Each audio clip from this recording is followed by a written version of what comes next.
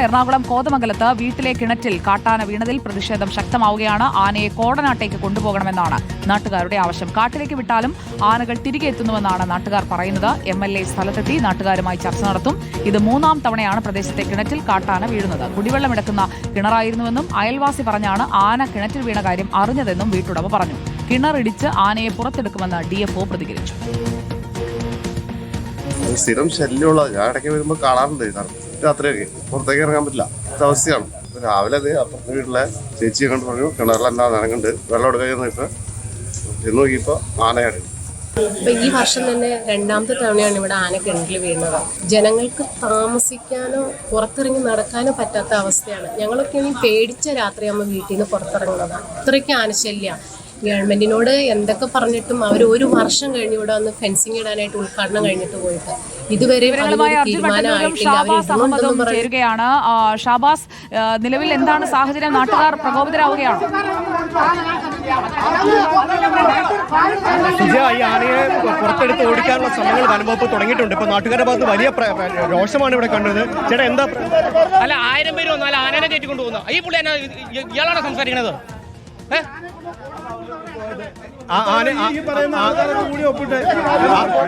ഇതുപോലെയുള്ള പ്രശ്നമുണ്ടായി. നിങ്ങളൊന്ന് ആലോചിച്ചേ, ഈ നാട്ടിൽ ഞങ്ങൾക്ക് ഞങ്ങളുടെ പോണ്ടേ? ഒരു സ്ഥലം എവിടെയെങ്കിലും ബാങ്കിലോ പഞ്ചായത്തിലോ ഒരു സ്ഥലത്തും വിറ്റാൽ 1 രൂപ ഇട്ടില്ല. ഒരു കല്യാണം നടക്കില്ല. ഇതേ രീതിയിലുള്ള പ്രശ്നങ്ങൾ നടക്കുന്ന സമയത്ത് ഈ നാട്ടിൽ ഞങ്ങൾ എങ്ങനെ പോണേ? കുറച്ച് താമസിക്കണോ? ആരവിടെ ചുമതലപ്പെടുത്തേക്കണേരാ? ഇവരെയൊക്കെ ആരവിടെ ചുമതലപ്പെടുത്തേക്കണേ? നാശം വന്ന ഒരു കൃഷിക്കാരനെ വിളിച്ചോ? പറമ്പന്റെ ഉടമസ്ഥൻ മാത്രമല്ല, ഇവിടെ ജനങ്ങൾക്ക് ശല്യമാണ് ഈ ആന. ഈ മുറിവാണ് നാളെ ഇവിടെ തിരിച്ചു വരും. ആദിവാസികൾ വരും അവിടെ തടഞ്ഞിരുത്തി ആനനെ. ഈ മനോജ് ഇവിടെ നിൽപ്പുണ്ട്, നിരവധി കൃഷിക്കാരോട് നിൽപ്പുണ്ട്. ആനശല്യം രൂക്ഷമായ പറമ്പുടമസ്ഥനാണ് ഞാൻ. ആരെങ്കിലും വിളിച്ചവര് ഇവിടെ മന്ത്രി വന്ന് 1 വർഷമായി ഉദ്ഘാടനം ചെയ്ത ഒരു പദ്ധതി, എന്തെങ്കിലും ഒരു പദ്ധതി മുന്നോട്ട് പോയിട്ടുണ്ടോ? 30 മീറ്റർ വിസ്താര ക്ലിയറൻസ്, തൂക്കുവേലി, ഫെൻസിങ് എല്ലാം ഇവിടെ പ്രഖ്യാപിച്ചിട്ട് പോയി. 1 വർഷമായി സാറേ ഇവിടെ വലിയ രീതിയിലുള്ള പ്രതിഷേധമാണ് നാട്ടുകാരുടെ ഭാഗത്ത്. കാരണം വനംവകുപ്പിന്റെ തീരുമാനം ഈ ആനയെ പുറത്തെടുത്തുകൊണ്ട് ഈ തൊട്ടടുത്തുള്ള 700 മീറ്റർ അപ്പുറത്തേക്കുള്ള കാട്ടിലേക്ക് തന്നെ തുറന്നുവിടാനാണ്. അതിൽ വലിയ രോഷമാണ് നാട്ടുകാർ പ്രകടിപ്പിക്കുന്നത്.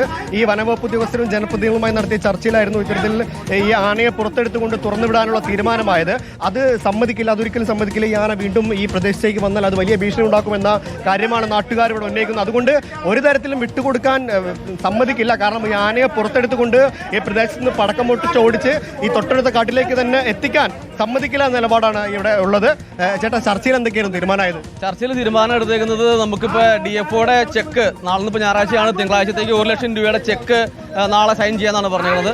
അത് പഞ്ചായത്തിന്റെ ഗ്യാരണ്ടിയോടുകൂടി, പഞ്ചായത്തിന്റെ ഗ്യാരണ്ടിയോട് നാളെ ചെക്ക് മാറി പൈസ എടുക്കാന്നുള്ള രീതിയിലാണ് പറഞ്ഞിരുന്നത്. ഈ കുടുംബത്തിന് ധനസഹായമായിട്ട് 1 ലക്ഷം രൂപ കൊടുക്കാന്നാണ്. പക്ഷേ ഈ ഒരു കുടുംബത്തിലെ മാത്രമല്ല, വഴി വേറെ ആളുടെയാണ്. അയാളുടെ അനുവാദം മാറ്റണമെന്ന് അറിയില്ല. അയാൾക്ക് ഒരു നഷ്ടപരിഹാരത്തിന്റെ കാര്യങ്ങളെ പറ്റി ചർച്ച ചെയ്തിട്ടില്ല. 2, നമ്മളിവിടെ നാട്ടുകാരെന്ന രീതിയിൽ നമ്മൾ അംഗീകരിച്ചത് ആനയെ ഇവിടുന്ന് കൊണ്ടുപോകണം എന്നായിരുന്നു. പക്ഷെ അവർ പറയുന്നത് ആനയെ കിണറ്റിൽ വെച്ച് വെടിവെക്കാൻ പറ്റില്ല, മയക്കുപൊടി വെച്ചാൽ ആന ചെരിയും. അപ്പൊ അതുകൊണ്ട് ആനയെ ഇവിടുന്ന് ഓടിച്ച്, കഴിഞ്ഞ പ്രാവശ്യം ഇവിടെ സംഭവിച്ച പോലെ തന്നെ JCB ഉപയോഗിച്ച് മാന്തി ആനയെ പടക്കം പൊട്ടിച്ച് വനത്തിലേക്ക് ഓടിക്കാം എന്നാണ് പറയുന്നത്. ജനവാസ മേഖലയാണ്. അതിൽ ആർക്കെങ്കിലും എന്തെങ്കിലും സംഭവിച്ചിട്ടുണ്ടെങ്കിൽ ഉത്തരവാദിത്തം ആരേക്കൊന്നും അറിയാൻ പാടില്ല. അവർ പറഞ്ഞ 144 പ്രഖ്യാപിക്കാൻ പോകാന്ന് പറഞ്ഞു. വീണ്ടും പഴയ പോലെ ജനങ്ങളെ ഇവിടുന്ന് ഒഴിവാക്കാൻ വേണ്ടിയിട്ട് 144 പ്രഖ്യാപിച്ച് ജനങ്ങളെ ഇവിടുന്ന് മാറ്റാൻ പോകാന്നാണ് പറയുന്നത്. അപ്പൊ ഈ രീതിയിലാണ് ഞങ്ങൾക്ക് ഈ കഴിഞ്ഞ പ്രാവശ്യം 2 MLA RDO ഉൾപ്പെടെ സകല ആളുകളും വന്ന് നമുക്ക് എഗ്രിമെന്റ് ചെയ്ത് തന്നതാണ് ഇത്ര നാളുകൾക്ക് മുമ്പ് ഈ കണ്ടർ ശരിയാക്കി തരാമെന്ന്. പക്ഷെ ആ ഒരു വാക്ക് ഇപ്പോൾ ഇത് അന്ന് എഗ്രിമെന്റ് ചെയ്തത് അവർ പാലിച്ചില്ല. ഇന്ന് വാക്കാ പറഞ്ഞത് നാളെ ഞങ്ങൾ എങ്ങനെ ഒരു പാലിക്കും നമുക്ക് അറിയാൻ പാടില്ലാത്ത അവസ്ഥയാണ്. സുജ, അത് തന്നെയാണ് വീണ്ടും ഈ മുൻപ് 2 സമയത്തും ഉണ്ടായ അതേ സ്ഥിതി. ഈ കാട്ടാന കിണറ്റിൽപ്പെടുന്നു, അതിനെ പുറത്തെടുത്ത് കിണറിടിച്ച് ആ കിണർ ഉപയോഗശൂന്യമാക്കി അതിനെ പുറത്തെടുത്ത് തൊട്ടടുത്ത് തന്നെ ഉള്ള കാട്ടിലേക്ക് പറഞ്ഞു വിടുന്നു. ആ ആന വീണ്ടും ഈ പ്രദേശത്തേക്ക് തന്നെ തിരിച്ചെത്തുന്നു, വീണ്ടും ഇത് ആവർത്തിക്കുന്നു. ഇതേ സ്ഥിതി തന്നെയാണ് ഇപ്പോൾ വീണ്ടും ഇവിടെ സംഭവിക്കാൻ പോകുന്നത്. അത് തന്നെയാണ് നാട്ടുകാരുടെ ഈ വലിയ രോഷത്തിന് കാരണവും. ഈ ആനയെ പുറത്തെടുത്ത്, ഈ കിണറിടിച്ച് പുറത്തെടുത്ത് ഈ ഓടിച്ചു വിട്ടാൽ അത് ആളുകൾക്ക് ജീവന് തന്നെ വലിയ ഭീഷണി ഉണ്ടാക്കും. അതുകൊണ്ട് വലിയ പ്രശ്നം ഉണ്ടാക്കും അത് പിന്നീട്. അതുകൊണ്ട് നാട്ടുകാർ വലിയ പ്രതിഷേധത്തിലാണ്. ചേച്ചി, വീണ്ടും ആന വരുന്നത് ഭയങ്കര ബുദ്ധിമുട്ടല്ലേ? തീർച്ചയായിട്ടും ഇവിടെ ജനങ്ങൾക്ക് താമസിക്കാനായിട്ട് ഉള്ള സ്ഥലം, ജനങ്ങൾക്ക് ഒരു വിധത്തിലും ഒരു സുരക്ഷിതത്വവും ഒരുക്കുന്നില്ല സർക്കാർ. അപ്പം ജനങ്ങൾ ജീവിക്കുന്നത് തന്നെ, അവരുടെ മക്കളെ പഠിപ്പിക്കുന്നതിന് തന്നെ വളരെ ബുദ്ധിമുട്ടാണ്. ഈ സാഹചര്യത്തിൽ ഈ ആനയെ ഇങ്ങനെ കയറ്റിവിട്ട് കഴിഞ്ഞാൽ ഞങ്ങൾ എന്ത് ചെയ്യും? ഞങ്ങൾക്കും ജീവിക്കണ്ടേ? ഒരു കൃഷി ചെയ്യാൻ അതിൻ്റെ ഫലം അനുഭവിക്കാൻ ഞങ്ങൾക്ക് പറ്റുന്നില്ല. ഇന്ന് കൃഷി ചെയ്തിട്ടുണ്ടെങ്കിൽ 1 ഏക്കർ സ്ഥലം കൃഷി ചെയ്തിട്ടുണ്ടെങ്കിൽ അതിന് മുടക്കുന്ന ലക്ഷങ്ങൾ, അത് ഒരു വിധത്തിൽ അനുഭവിക്കാനായിട്ട്, അതിൻ്റെ ഫലം അനുഭവിക്കാനായിട്ട് നമുക്ക് പറ്റുന്നില്ല. ആ ഒരു സാഹചര്യത്തിൽ ഇങ്ങനെ ആന നിരന്തരമായി വരുമ്പോൾ അതിനെ തടയിടാനായിട്ട് സർക്കാരിൻ്റെ ഭാഗത്തുനിന്ന് ഏതെങ്കിലും ഒരു നിയമ നടപടികളോ അല്ലെങ്കിൽ ഏതെങ്കിലും ഒരു മാർഗങ്ങളോ വേണം. ഫെൻസിങ്ങോ അല്ലെങ്കിൽ ട്രെഞ്ച് താത്തുവോ എന്തെങ്കിലും ചെയ്തു കഴിഞ്ഞാൽ ഞങ്ങൾക്കത് രക്ഷയാവും. ഒരു സുരക്ഷിതത്വവും ഇല്ലാത്തൊരവസ്ഥയിലേക്ക് ജനങ്ങളെ വലിച്ചിടുകയാണ് ഇപ്പോൾ നടക്കുന്ന ഈ ആനയെ കയറ്റിവിടുന്ന പദ്ധതിയിലൂടെയും ഇത് നടക്കുന്നത്. ഇത് വീണ്ടും ഇപ്പോൾ കയറ്റിവിട്ട് ഓടിക്കാനുള്ള ശ്രമമാണ് നടക്കുന്നത്. അതിന് ഒരിക്കലും ഞങ്ങൾക്ക് സമ്മതമല്ല. കാരണം ഈ ആനയെ ഇന്ന് കയറ്റിവിട്ട് കഴിഞ്ഞാൽ നാളെ ഈ ആന വീണ്ടും തിരികെ വരും. അടുത്ത കിണറിലോ അടുത്ത വീടുകളിലോ ഉപദ്രവം ഉണ്ടാകും. ഒരു 50-100 മീറ്റർ അപ്പുറമുള്ള ഒരു വീട്ടിലാണ് കഴിഞ്ഞ മാസത്തിൽ ആന കയറിയതും ആ വീട് ഇടിച്ച് പൊളിച്ച് കളയുകയും ചെയ്തത്. അവിടെ 12ഓളം ജനങ്ങൾ, ജീവനുള്ള വീടുകളായിരുന്നു. ആ വീടിന് ഉള്ളിലും കൂടെ ആന കയറിയിട്ടും ഒരു ജനപ്രതിനിധിയായിട്ട് ഞങ്ങൾക്കുള്ള MLA പോലും ഞങ്ങളുടെ നാട്ടിൽ കടന്നു വരാനിടയായില്ല.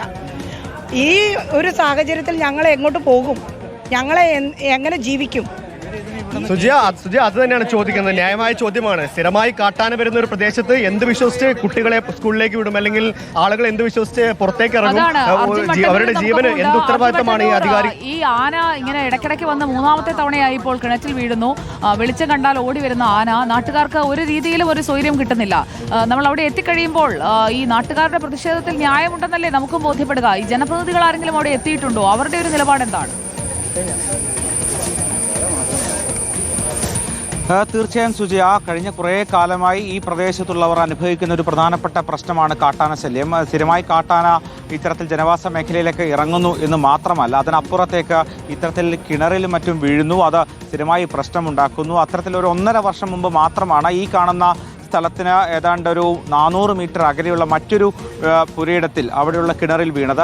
അവിടെ വലിയ പ്രതിഷേധമെന്ന് നമ്മൾ കാണുകയും ചെയ്തതാണ്. ഇതൊരു വനത്തിനോട് ചേർന്നുള്ള മേഖലയാണ്. ഇവിടെ സ്ഥിരമായി ഇത്തരത്തിൽ കാട്ടാനകൾ ജനവാസ മേഖലയിലേക്ക് ഇറങ്ങാറുണ്ട്. പ്രത്യേകിച്ച് സന്ധ്യ കഴിഞ്ഞാൽ പല വീടുകളുടെ മുമ്പിലേക്കൊക്കെ തന്നെ സ്ഥിരമായി കാട്ടാനകൾ എത്താറുണ്ട്. പക്ഷേ ഇത് വലിയ ബുദ്ധിമുട്ട് ഈ പ്രദേശവാസികൾക്ക് ഉണ്ടാക്കുന്നുണ്ട്. പ്രത്യേകിച്ച് ഇത്തരത്തിൽ ജനങ്ങൾ ഉപയോഗിക്കുന്ന, ഈ നിരവധി വീട്ടുകാർ ഉപയോഗിക്കുന്ന കിണറിൽ ആന വീഴുന്നു. ഇനി ആനയെ രക്ഷപ്പെടുത്തണമെങ്കിൽ തന്നെ ഈ കിണർ പൂർണ്ണമായും ഇടിച്ച് വഴിയൊരുക്കേണ്ട ഒരു സാഹചര്യമുണ്ട്. അതിനുശേഷം കിണർ പുനർനിർമ്മിക്കേണ്ട ആവശ്യമുണ്ട്. അത്തരത്തിൽ ഫെൻസിംഗ് അടക്കമുള്ള നടപടികൾ പലതവണ ഉറപ്പ് നൽകിയെങ്കിൽ പോലും ഇതൊന്നും ഫലം കാണുന്നില്ല എന്ന് നാട്ടുകാർ നിരന്തരം പറയുകയാണ്. അത്തരത്തിൽ ഇപ്പോൾ നമുക്ക് കാണാം, നേരത്തെ ഷഹബാസ് നിന്ന വീടിൻ്റെ തൊട്ടുപിറകിൽ തന്നെയുള്ള ഈ കിണറിന്റെ സമീപത്താണ് നമ്മൾ നിൽക്കുന്നത്. അവിടെ ഇപ്പോൾ JCB അടക്കം എത്തിയിട്ടുണ്ട്. പോലീസും അതോടൊപ്പം തന്നെ വനംവകുപ്പ് ഉദ്യോഗസ്ഥരും ആ കിണർ ഇടിക്കണം, അതിനായിട്ടുള്ള ഒരുക്കങ്ങൾ അവിടെ നടക്കുകയാണ്.